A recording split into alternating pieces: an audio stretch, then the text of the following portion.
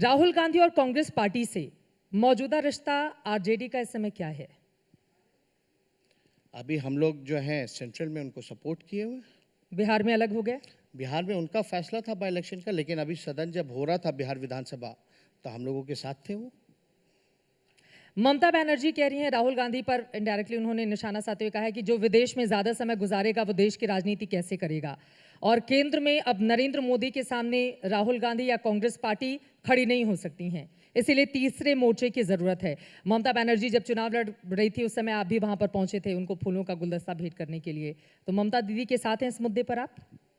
देखिए ममता जी ने क्या कहा, बंगाल में जब इलेक्शन था तो हम लोगों ने समर्थन दिया, क्योंकि हम लोगों को लगता था कि बंगाल में अगर बीजेपी को कोई हराएगा तो ममता जी हराएंगे।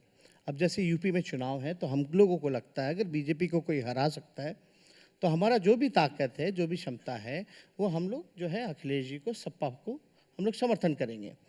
लेकिन उनका क्या बयान आया नहीं आया इस पर हम कोई टिप्पणी नहीं करेंगे, लेकिन एक बात हम ज़रूर कहेंगे, नरेंद्र मोदी के सामने राहुल गांधी आपको लग रहा है कि उनको टक्कर दे पाएंगे 24 में? दक्षिण भारत में बीजेपी नहीं है।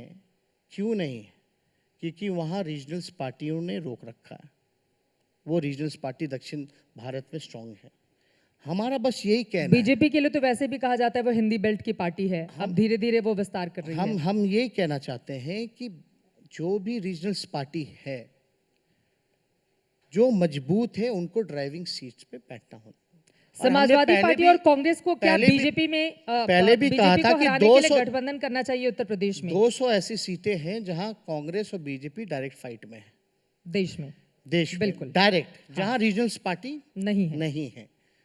तो ये विचार जो है नेतृत्व को करना पड़ेगा, विपक्ष के नेताओं को करना पड़ेगा कि वो आगे इस चीज को कैसे बढ़ाते हैं। ममता दीदी की बात सही है या फिर गलत है राहुल गांधी के संदर्भ में? सबका अपना अपना परसेप्शन होता है। आप मानते हैं? हमारा अलग परसेप्शन है, उनका अलग परसेप्शन है इस मामले में। नरेंद्र मोदी को चुनौती कौन दे पाएगा 24 में? देश की जनता, सरकार बनाम जनता चुनाव होगी। नेतृत्व कौन करेगा? बेरोजगार जो हैं, युवा जो हैं, जो पलायन कर रहे हैं, जिनको रोजी रोजगार नहीं मिली है, महंगाई है। अब बताइए पेट्रोल डीजल, पहले ये बीजेपी के लोग जो क्या कहते थे, गाना गाते थे, महंगाई डाइन खाई जात है। अब महंगाई डाइन नहीं, इनको भौजाई या महबूबा नजर आती है।